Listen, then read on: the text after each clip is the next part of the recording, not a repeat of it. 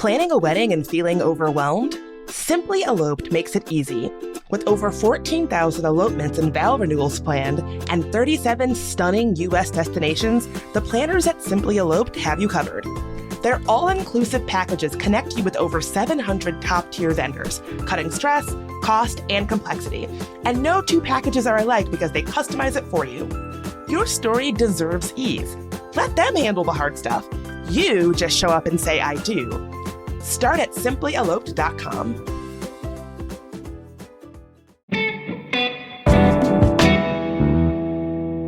Today on CityCast DC, it's the holiday season, which means holiday travel. So much holiday travel. And to make sure your air travel is as boring, seamless, and unmemorable as possible, we've got your travel playbook from certified expert Scott Keys from Going, formerly Scott's Cheap Flights.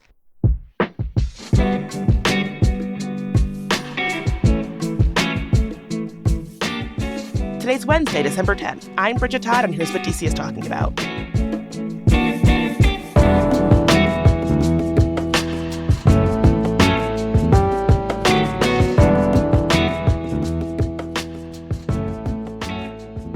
But before we get into today's conversation, it's membership. That's right, Annie. We are halfway through our membership campaign. And honestly, we need more of y'all supporting this show, right? We do. It has been so thrilling, as it always is in membership, for us to see a bunch of new members trickling in. I know we were talking about that earlier, Bridget, but we still need more of you to join. So if you have been hearing this message before and you're like, oh, I've been hearing this message, that probably means you're a listener. And it probably means that you should take the leap and become a member. You can do that at membership.citycast.fm. We have already basically declared 2026 the year of local, and if you listen to the show, you probably know that we are all about helping folks feel more connected to life here in DC. And becoming a neighbor is a really great way to just support and foster that connection and really bring in the new year supporting and protecting and fostering all things local here in DC. Totally. I mean, one thing I love is how much more connected to DC I feel as someone who works on this show and newsletter. I think you feel the same, Bridget. It's such a privilege to get to produce conversations and newsletters that are really about what's happening in the city. It's a city that I love, and it's also a city that there's a lot going on that we need to talk about, and not just nationally, locally. This has been the biggest, most wild year for DC in recent memory. And we are really committed to doing work that, is fun. Like, we want to tell you about our favorite spots to grab drinks and to eat. But we also want to tell you about, congressional interference in the city and what's going on with home rule, what's happening locally. There's a bunch of local elections coming up next year. And we need more support in order to do that. And it's not just things that we love about the city. Everybody knows I am also a pretty champion hater. If you want to hear the things I hate about the city, one of my favorite things that we do for members is our members-only events and meetups. And if you ever want to hear me hate on the city IRL in person, well, there's your opportunity. Become a neighbor and experience that. I love this. Okay, you heard it here first, folks. In 2026, we're going to have a haters night. And that's where everyone will be able to, a members-only event where bring your hot take. Yes, the first ever CityCast DC Haters Ball. You heard it here first. If you want to experience this, just become a member. You can go to membership.citycast.fm. It's $10 a month or $100 a year. Tons of great perks. Makes a great gift. Exactly. If you want to give it to somebody, you can do membership.citycast.fm/gifts.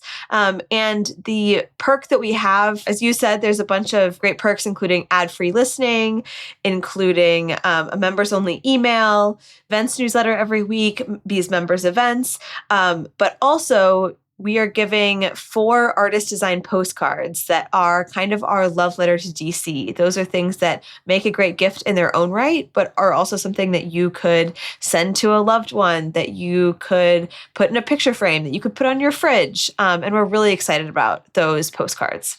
Yeah, so please, please, please consider becoming a member. It really means a lot to us. That's membership.citycast.fm. All right, well, back to the interview. Scott Scott, welcome back to the show. Thank you so much for having me back. It's great to be here.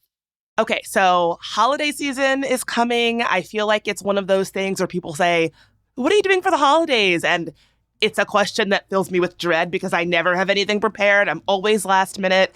Travel plans, flights, things that always stress me out. How do you typically plan for this time of year? So the insider secret from travel professionals like myself is the best way to travel for the holidays is not to do it. Just to skip it altogether if you can. Look, this is bum advice for people who are planning to travel, but I feel like I have to get it out of the way. It is the worst time of year to travel if you can avoid it. You've got long lines, you've got bad weather, ticket prices triple what they were, just a few weeks before the holidays. So it is less than ideal, to say the least. But for folks who are planning to travel, a few things that you can do to make yourself prepared. One, try to have gotten those flights booked months ago when flights were at least acceptably priced, if not cheap. Most flights nowadays for the holidays are going to be exorbitantly expensive. And then two, trying to make sure that you're booking the type of flight that is least likely to get disrupted. So those are early morning flights and nonstop flights. We can get into why a little bit later, but that's the general gist of how I like to approach travel over the holidays if I need to be going. Oh, you are preaching to the choir. I am newly isn't it just better to not travel for the holidays? I spent Thanksgiving here in DC having dinner with friends, just a short walk away, and hearing people come back and be like, oh, the traffic was a nightmare, flight delays. I was like, yeah, no flight delays walking half a mile down the road for me. I had to step over a few leaf piles. That was about it. I do love that your initial advice is like, oh, well, have you considered planning ahead? Have you considered not waiting to the last minute to make accommodations? For some people, they've got their flights months in advance. They got the best deal. There might be people listening, and you might actually be speaking to the kind of person that is never going to plan ahead. What about for somebody like that? So for the folks who have not yet booked their flights, couple things to think about. One, folks generally know that last minute flights are expensive.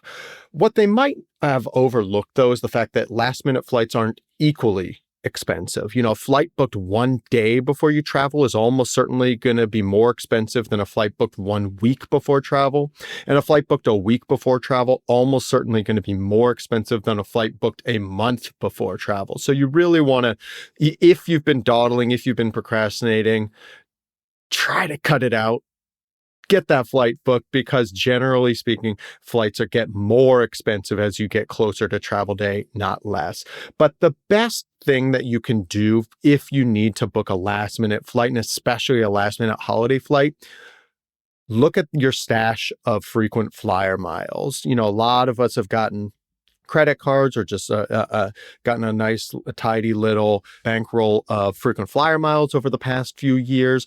And there is no better time to use them than if you're looking at last minute flights, because the way that pricing tends to work on award flights is that the cheap flights tend to be available right when the calendar is released, so 10, 11, 12 months before travel, and then right in the last month or two before travel as well. It's a really kind of U-shaped availability.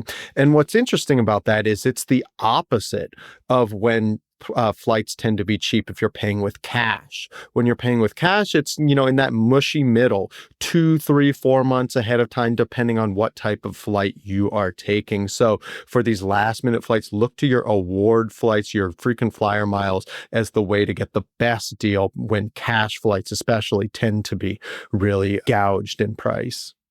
Both for last minute holiday flying, but also just holiday travel in general, is there one airport that you feel like in the area that might be better than handling this than others? Oh, gosh. I mean, I'm always a fan of the closer being better, because you've got more options to get there. So take, DCA, obviously the most convenient DC airport for most folks in the region, and why it's, why I would prefer it traveling in general, but especially over the holidays, is because, look, I'll usually just hop on the yellow line, take the metro down. But if I am not, if let's say the metro's broken down that day and there's long delays, I can get out, I can hop in a cab, I can get an Uber, I can be able to get there easily enough. Whereas for some of the further out airports, if you're heading out to Dulles, you're going to BWI, a disruption like that, if the metro or if the MARC or something is shut down, that can really mean the difference in being able to make your flight at all. So all things equal, I'll definitely go DCA over the other two, especially over the holidays.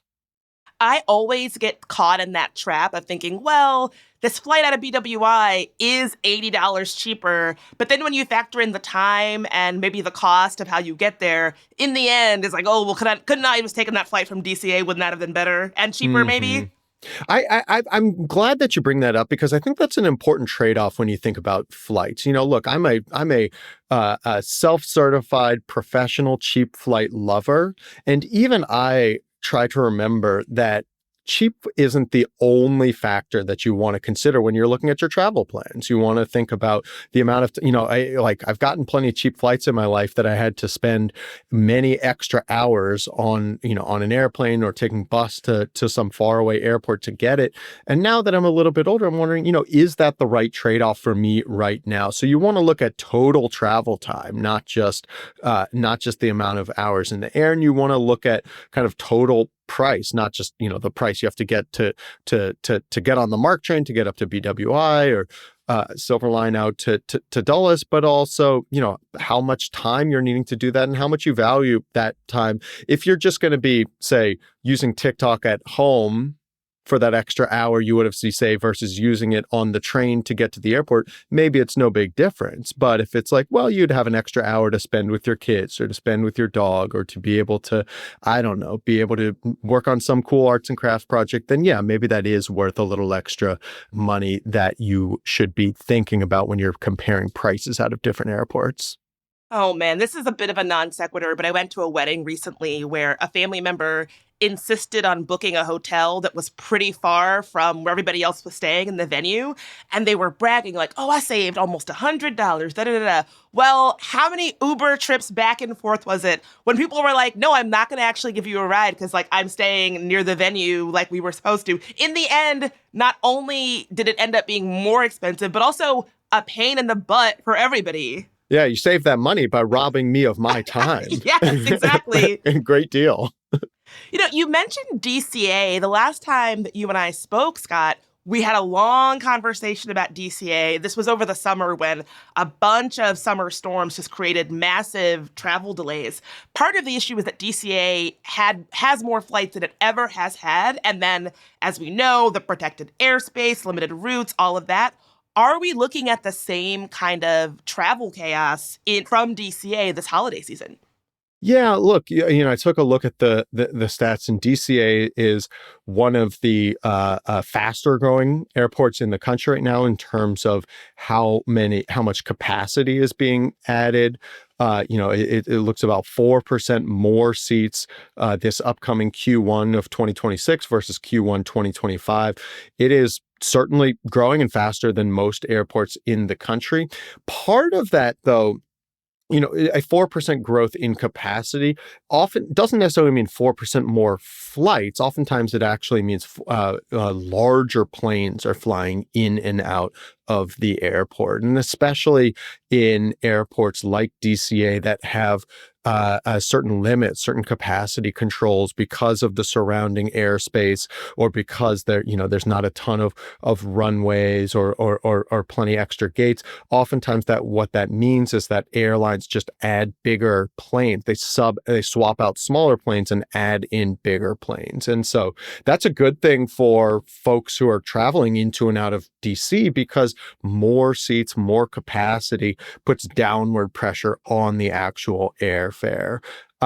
Generally speaking, outside of the some of the uptick in delays and cancellations you saw around the shutdown, things have been pretty good over the past few years for as far as flight disruptions. You haven't seen the types of major meltdowns we saw, around the pandemic. Folks remember that Southwest Christmas meltdown a few years back. Generally speaking, airlines have upped their game, especially with regard to cancellations. The number of cancellations has been down significantly from the long-term trend. So fingers crossed that continues through this holiday season. Do you have any sense of whether or not that was impacted by air traffic controller staffing issues? I heard a lot about that this fall and over the summer. Was that how much of that was in play? That's certainly a factor. And that I would say that's one of the biggest factors as far as controllable cancellations that are outside the airlines. Like a flight gets disrupted for a few main reasons. One, biggest one, I'd say weather. It's still not safe to take off or land during the middle of a thunderstorm, during a snowstorm. But then outside of that, sometimes the airlines have IT issues, their computers melt down. Sometimes it's the aircraft it needs mechanical fix, things like that. Sometimes a pilot sleeps through their alarm. These things happen.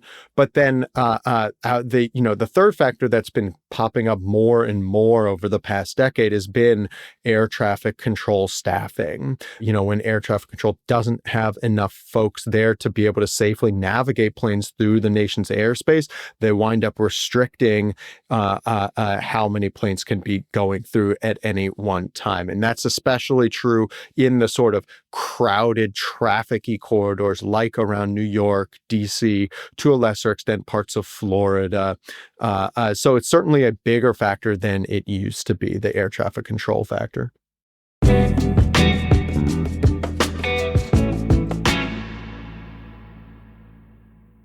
If you are still looking for a great gift to give to your family or your friends this holiday season, consider an Aura frame, which is the best way to stay connected with people you love. My dad is a photojournalist, and when I was growing up, we always had incredible photos of the family around the house. The ones that were kind of guaranteed to make us laugh and transport us back to those moments. And these days, we take so many photos on our phones, but then those photos often don't ever leave our phones or our Instagram pages. So enter Aura Frames. This is a frame that allows you to give a loved one a photo frame and then add your favorite pictures to it remotely. And you can even preload the photos before it ships so that the gift is ready to go when your loved one opens it. Plus, every frame comes prepackaged in a premium gift box with no price tag. You might be someone that lives near your family, but I'm not. And so I'm always looking for ways that I can create moments for our family to still feel like we're nearby. So for a limited time, save on the perfect gift by visiting auraframes.com to get $35 off Aura's best-selling Carver matte frames, which were named #1 by Wirecutter, by using promo code CityCast at checkout. That's auraframes.com, promo code CityCast. This deal is exclusive to listeners and frames sell it fast, so order yours now and get it in time for the holidays. Support the show by mentioning us at checkout. Terms and conditions apply. This episode is sponsored by Babbel. The idea of learning a new language can be scary. I felt overwhelmed by that. I bet you have too. I'm CityCast CEO David Plotz, and studies show that up to 90% of people trying to learn a new language give up. 90%. Fortunately, Babbel's built so that it's really easy to get started and really easy to stick with it. They understand that people learn differently. So maybe you can dive into a podcast on Babbel when you don't feel like a quick lesson, or you can speak out loud to get practice in, or you can explore courses based on specific topics and even create your own customized review lists, all within the Babbel app. Babbel has made learning a language all about small steps with real wins and progress you can actually track and feel. Bite-sized lessons that fit easily into your daily routine and are also easy to remember. Just 10 minutes a day is enough to start seeing real results. I've been learning Spanish with Babbel, and it's helped when I've traveled in Mexico, and it helps me eavesdrop on my son and my girlfriend when they speak Spanish to try to fool me. No más, mi corazón. However you learn best, by listening, speaking, reading, or writing, Babbel adapts to your style and keeps you motivated with personalized learning plans, real-time feedback, and progress tracking. And right now, here's a special limited time deal for CityCast listeners. Right now, get up to 55% 55% off your Babbel subscription at babbel.com/citycast. Get up to 55% off at babbel.com/citycast. Spelled BABBEL.com/citycast. Rules and restrictions may apply. Hey, everybody. This is Annie Reese, executive producer of CityCast DC. And I don't think I need to tell you that this has been a hell of a year for DC.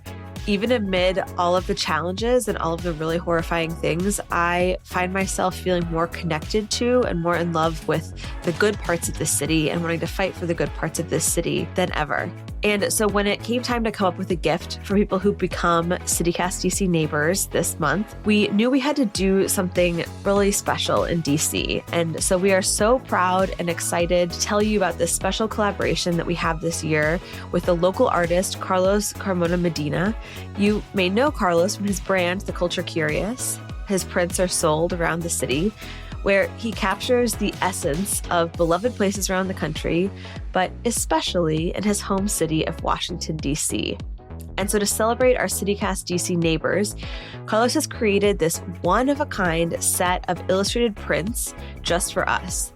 They're 4 scenes, postcard size, from this incredible city we love. They're postcards that you can send to friends and neighbors, to put on your fridge, to tell someone you love them, but you can also put the 4 of them together and frame it. When you sign up to be a CityCast DC neighbor, we're going to send you out this one-of-a-kind artist collaboration. So just go to membership.citycast.fm and join us. We're really pumped about this, and we think you will be too. I do want to sidetrack a bit to talk about Dulles, which I'm sure you know was in the news recently, people talking about the people movers.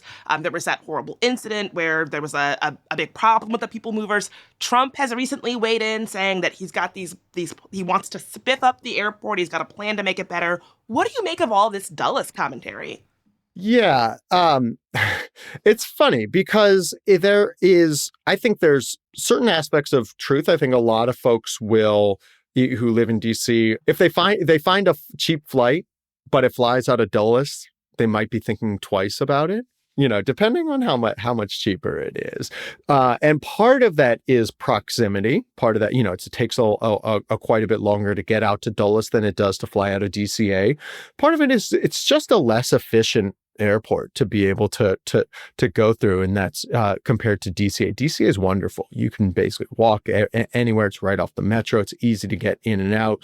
The first purpose of an airport is just to be able to get you from your home onto the plane as efficiently as possible, and DCA does that very well. Dulles does that okay. The people movers between terminals is a real, I'll say generously, a unique technology for folks who might not be aware. It's these large, they almost look like Star Wars-esque vehicles that just transport, dozens of people at a time between terminals. They were in the news a few weeks back for, unfortunately, an accident of it crashing into one of the buildings. So it's certainly not a paragon of modern airport technology. But I would say it's fine. It generally operates well. You don't see huge meltdowns out of it. You see, once you're, at your gate or in your terminal, it works fine. So Trump, look, he's a developer. He likes to spit things up. He certainly loves to put his name on things. And it being in DC, and with the precedent of DCA being named after Ronald Reagan, I'm sure Trump looks to that as, well, maybe I can put my name on one of these airports, modernize it, spiff it up. So I think there's an element of truth in that Dulles could be improved significantly. Whether or not DC residents want that at the cost of naming it after President Trump is, I'll just say, questionable. It's funny because nobody that I know calls Reagan. They call it DCA or National. So it's funny. I was like, oh yeah, it is named after Reagan. So in that regard, maybe nobody would call it, even if it was named Trump Airport, nobody would actually call it that. Very possible. Very possible. It'd be an act of protest just by continuing to call it Dulles. Yes, exactly. Is there a mode of transportation that you actually prefer during this time? Like, I don't really mind a plane ride, but I'm definitely a train person. I find train travel to be there's something sort of contemplative about it. You just like get a drink, you look out the window. I don't mind being on a train. What is your preference for travel during holiday season? Yeah, all things equal, I love being on trains. I mean, it's simple. They're relatively efficient, a little less so in the US. I just got back from Japan a month ago, and the train travel there is unparalleled. Taking the bullet train between, Kyoto and Tokyo is as efficient and much, much more comfortable than getting on an airplane. So I think at its best, train travel is preferable. You've got more space, you can walk around, you've got better food, the sights are better. But generally speaking, for most trips that people are going to take, the amount of time it would take to get on the train is unwieldy, especially if you're traveling with kids or whatnot. So for me, if it's a short trip, yes, train, great. If it's a longer trip, being able to fly, but especially being able to fly nonstop is the older I get, the more I prefer that, the more I'm willing to shell out to not have to connect. And I think that's actually a really important thing, especially around the holidays when weather is a bit dicier, because it's those, on average, about 25% of flights get delayed, but only about 1% to 2% of flights actually get canceled. And so if you have a nonstop flight and it gets delayed, no big deal. You're just going to arrive at your destination an hour or two later. But if you have a connecting flight that gets delayed, then all of a sudden, you might actually end up missing your connection and wind up in this purgatory of having to wait hours, if not days, for a replacement flight. So that's why nonstop flights, especially over the holidays, such a better idea, because it's 10 to 20 times more likely to actually arrive at your destination on time. And that's most of our goal for the holiday travel season, is just to make it forgettable, to not have to think about the actual trip to wherever you're going. And you mentioned earlier that you were a big fan of trying to book earlier flights, or flights that happen earlier in the day versus later in the afternoon or the evening. Does that factor into why that's your preference, because they're less likely to be delayed? Exactly right. So, I like sleeping in as much as the next person. But when you look at the statistics of, the Department of Transportation collects statistics every month, and they show the on-time arrival of flights depending on when they took off. And there's a fascinating story to be told in those statistics, where you look at flights that depart, anytime between 6 and 8 a.m., have an on-time arrival rate that's about 95%. It depends on the month, but very, very high. Your odds are as good as they're going to get of arriving on time. Meanwhile, flights that leave in the afternoon or the evening, they tend to arrive at have an on-time arrival rate that's more like 60%. It can be anywhere from 30 to 40 percentage points lower for those afternoon evening flights compared to the morning. And there's a couple reasons why. One is that weather tends to be better in the morning than the afternoon and evening, when there's more thunderstorms and whatnot. But two is because when you take that first flight of the day, your aircraft has been parked at the airport overnight. It's waiting. It's for you. It's ready to go. Whereas for that afternoon flight, that evening flight, your aircraft has to fly in from somewhere else. And maybe the weather's fine in DC, but if there's a thunderstorm or a snowstorm in Chicago, where your aircraft is coming from, well, you're out of luck. You're going to have to wait for either that aircraft to be able to make it in or replacement aircraft to come. And so that's why I really try to prioritize those nonstop flights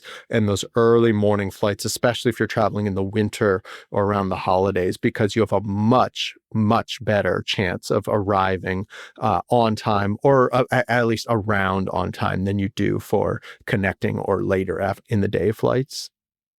What are your thoughts on traveling on the day? Let's say that you're traveling to celebrate Christmas. What are your thoughts on traveling early morning on Christmas Day? Is the airport likely to be less crowded, more crowded? Way less crowded. You often see airfares that are 20, 30, 40% cheaper flying on Thanksgiving, flying on Christmas, on New Year's. It's certainly a good little workaround to have a better travel experience and cheaper flights if you're willing to travel on the holidays. And the reason why it's cheaper and easier and less popular is because most people don't want to do that. Most people want to actually be where they're going on the holiday. And so that's one of those things where traveling on the holidays, a nice little trick if you're game for it. Another one, I talked in jest about how the best way to do holiday travel is to not do it. The best way to get cheap flights around the holidays is to wait until just after the holidays are over. The airfare around during that 2-3 week period around Christmas, New Year's is some of the highest it's going to be all year. But around January 8th, airfare tends to drop something like 75-80% because you're going from one of the most popular times of year to travel to one of the least popular times of year to travel. So the same flight that may have cost $1,000 on, December 29th, on come January 8th, a week, 10 days later, it's going to cost $200 or less. And so if it's just about going to some place versus being there for the holiday, pushing your plans out a week or two is one of the best things you can do to get cheap flights. For folks who aren't traveling during this time, are there any other kind of deals after the holidays or promos or things that folks should know about? Yeah, traveling, I think the January, February to first half of March is the least popular time of the entire year for travel. And I think that's one of the best times to be able to go because of that lack of popularity. And so it's not just that flights are cheap, it's also all the other, travel things that surround travel, hotels, car rentals, activities, all these things tend to be significantly cheaper during that period. And, for certain places, the weather might not be the best. Not a ton of people are going to, excited to go to London in February. But there's a couple options that you do have at your disposal that are really cheap and also great to go to during these times. So, places are more in the sort of tropics. So are both extremely cheap in January, February, March, and the weather's still great. So right now, as we speak, there's a flight from our team at Going found a flight from DC down to the U.S. Virgin Islands in January, February, March for $189 round trip. I used to pay more than that to fly back to Ohio to visit my folks. So that's the type of winter escape that you can get really cheap if you just put your plans off a little bit past the holidays. Yes, no shade to Ohio, but I think I'd rather be on the beach. Listen, you me both, and I think everybody in Ohio would also agree with that. I flew fairly recently, and one of the things that I sort of forget every time I do it is that it's like people in the airport, it seems like it's their first day on Earth. They're moving very slowly. Part of me is like, are you here recreationally? Do you have a flight to catch, or what's the deal? What are your thoughts on just how we can be our best selves, our efficient selves when we're going through the airport this holiday season? Because where everybody's already stressed, how can we not add to our fellow passengers' stress during this time? Oh, boy. You're absolutely right. Where I think we have a lot of people in close quarters, all with a few bottlenecks that kind of cause the type of stress that we're talking about. So security, the gate, boarding your flight. Is there situations where you kind of have to go one by one, and so you're very cognizant of how everybody else is behaving? I think part of it is as travelers we really want to pay attention to the person in front of us, two people in front of us, make sure you see what they're doing so you can do in advance and not get up to the line. Oh, what do I need to do with this water bottle? Wait, say that again about my shoes. My laptop needs to do what? Watching in front of you and then being proactive. But I think the other thing is you as a traveler are going to be happier if you don't aren't one of these folks who are religiously showing up to the airport with as little time as possible to spare. So because then you're going to add to the stress watching these people who aren't as expert at doing this thing, who maybe it is their first or second time getting on an airplane. And like it's a little bit different than most places in life where, what you need to take out of your bag or what you need to how to go through security. So I think giving yourself a little bit extra buffer time, especially around the holidays when you have more, let's call it, say, infrequent travelers in the airport, because it's going to take a little bit longer. Scott, there was this trend on TikTok, the airport theory trend. I don't know if you saw it, where people were testing how late they could show up to the airport and basically being like, oh, the universe will help me get the flight. I can show up 20 minutes late. Don't do that. Are you insane? Don't do that, especially not during the holidays. I love that. I think it's a performance art, right? Like what a great piece of performance art. As long as we're also privy to the reactions afterwards when you see how this ends up going for most folks. Absolutely. Scott, thank you so much for being here. Happy holidays. It was great to chat with you, Bridget. Thank you so much. Thank you to our new members, Izzy M., Kelsey B., Allison R., Jenna S., and Taylor O. Also, Robin L. wrote in to say that we need independent journalism to weather this crisis together as a community. Robin, thank you so much for becoming a member. I could not agree more. And Alejandro A. told us that he's a member because I rely on and consult your emails religiously to stay informed, and I think it's important to support this work you do and to be part of the community. Thank you so much, Alejandro. I could not agree more. So just go to membership.citycast.fm and join Robin L. and Alejandro A. today.